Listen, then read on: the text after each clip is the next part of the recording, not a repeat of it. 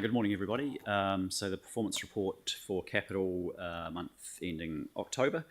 The project manager's forecast has been adjusted a little bit this month, down from 532 million on the core to 518 million this month. That figure excludes the Te Kaha one, as you know. And the PMO's overall forecast across core capital remains at 450 million at this stage of the year. I just want to highlight the highlight of the month that's made it to the list is the Te Ara Iotai Coastal Pathway, which we've featured there. The public opening or formal opening at the end of the month, but a lot of the community and public enjoying that that facility and asset at the moment. So it's really good to see that one being such a challenging project get to this stage. I've also just bring to your attention out of the parks dashboard a couple of other sort of notable highlights too under parks, the Diamond Harbour Wharf completion and the Lancaster Park Memorial Gates opening. So some really good successes over the month. I have included this month the digital dashboard report. You'll recall that we hadn't showed that for the last couple of months. The digital portfolio has been undergoing a budget review and some reforecasting. That was briefed to councillors yesterday as part of the activity plan by the head of digital, Anurag. In short, what that shows you is that we're going to be using the bring back arrangement for the 10-year plan to help fund those commitments through this year and as part of their total 10-year plan. And it's really just balancing the transformation program implementation, some of the obviously rising costs that go with that revised forecast, and just sort of get that balance right with the LTP requirements. Based on forecast adjustments that have been made as of this morning, there's already been some significant readjustment from that dashboard that you've got in front of you, so you'll see that again next month in better form. We did include this month too, went out to 25 watchlist projects following the resolution at the last committee. We've now included Pages Road Bridge, South Library and the MCR along the OARC corridor. You will see from there, as I advised last time, there's not a lot of activity in the current financial year, but you can see the budgets going forward, so it gives a good perspective of that. So in terms of the activity, yeah, it gives you a little bit of visibility, but they'll be relatively static in terms of change in future reporting. I have also included the CRAF and SURF watch lists this month, just so that we get it back on cycle without leaving too much of a gap through to the next report in the new year. In anticipation of question, the milestone granularity around the CRAF work will be visible through the community board report back. So in this report, we just report at a high level. There's been a question about how can we see better visibility of a particular project phase milestones. So that'll be coming through at a community board level, and Lynette may wish to expand on that if there's any further questions. So that's the report, Mr. Chairman. If there's any questions, I'll be happy to try and answer them. Thank you. That's really useful, Andrew. And really good report. Andrew, you're Tyler, and then Celeste. Yep. Thank you, Mr. Chair. One question is around the craft works, actually, as I've got around 8 in Riccarton. I'm wondering about the potential cost escalations and the impact of obviously having it delayed for so long. Would there be any difference in us looking at speeding it up, even if they are shovel ready, or just waiting until when it's actually supposed to be delivered next year in 24? In terms of cost escalations? It actually depends on what needs to be done for the project. So some of the projects need to be consulted on as a project in their own right, and some of them can get going. So okay. The team are looking at that at the moment, given the downtime they've currently got right now with surf. Yeah. Yeah. Okay. You were talking about craft, weren't you? Through Yeah. Okay. So we're looking at... we're looking at how we can do that right now. Yeah. But fine. We will be reporting back in detail to the community boards and the community board reports. Yeah, no worries. And I'm just not clear on the critical part of the project status summary. In both transport and Three Waters, the critical part is sitting at 9% on the transport page. Do you know what those projects might be? Do you want to just give Eleni the page? Page 45. My bad. I can just help answer that one through you, Mr. Chairman. There's a little bit of commentary in that top left-hand box that that summarises that. I mean, there's a lot of projects that make up the transport portfolio, but those ones that trigger red, we've said in that last couple of sentences, factors contributing to them are budget shortfalls, particularly the Kiwi Rail independencies and some of those program delays as a result of that.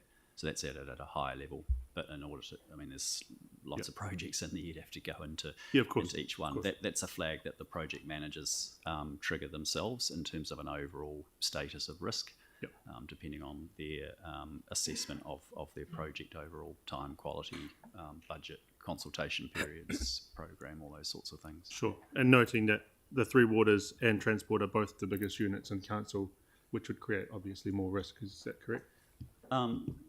Yeah, I mean, every project has its complexity, but the Three Waters ones have a slightly different theme. They're around the obvious ones of cost pressures and program delays, but particularly the consenting issues that we've reported previously. Yep. So there is a little bit of a difference between the two in terms of those themes at that level. Yeah. Okay. Feedback, that dashboard is phenomenal. I'm going to have to say it again. It's just an awesome way to be able to see it. So thank you very much. Great. Celeste, and then Yanni, then Victoria. Thank you. The dashboard's great, and thank you for adding those projects to the capital watch list. I think that's really helpful. In terms of the MCR, I know I got some information through, which is really helpful.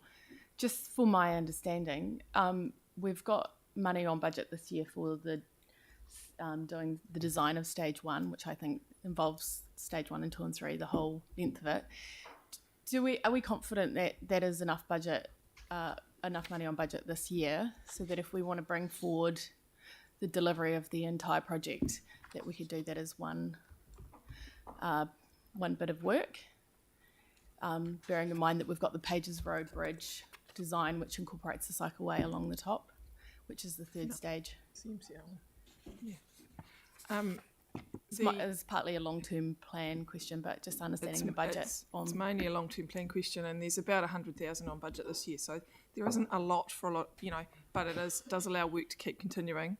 And with all of the MCR projects, the design is done of the whole route in the first section. So for all projects, we do all the design in the first section. So it would need to be dealt with as part of the LTP, would be my take on that question. Great. And can I just check, so would, for a follow-up question through the long-term plan, would we be looking for more information to see what additional budget we need to deliver that? The budget's there, it's the years that it's assigned. Be looking at bringing that forward. Thank you. Okay, Yanni, and then Victoria. Yeah, thank you. I was just trying to, if I look at the 81, the kind of watch list for the CRAF, I've seen that there's already a consultation leaflet for Bradshaw Terrace street renewal, and that's listed as being the execute investigate phase. But I look at the same project in Linwood, Wyan Street, Herbert Street renewal, that's in the same phase, but there's no consultation leaflet that's been developed yet. So I'm just wondering, how up to date is this information in terms of what's actually happening?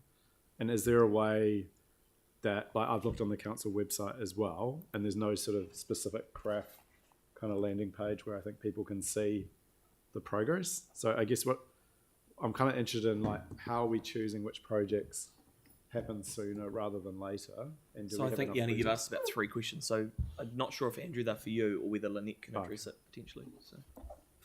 I can't address it down to that level of detail. I'm sorry, not today. And as I advised in the feedback, the people that could answer that as of yesterday were on leave. Yeah. So I can't answer it, and it will be, that level of detail will be updated in the community board reports that are going to that everyone will get as part of their community board reports. Is there a comms plan around the CRAF projects in terms of the people that made submissions previously being updated about what's happening in regards to progress? Every single project will have If it's required, we'll have individual consultations. So, and we've been through this on multiple occasions at this meeting, and it hasn't changed. And we are still working to the original program that was planned. It hasn't changed. Right, because to Tyler's point, I guess I am concerned too about the cost escalations. So, and I don't, yeah, okay. We will feed back via the community board reports in detail. We understand your concern, and we're doing everything we can to ensure we get as much done as we can for the money that we've got. Yeah, okay.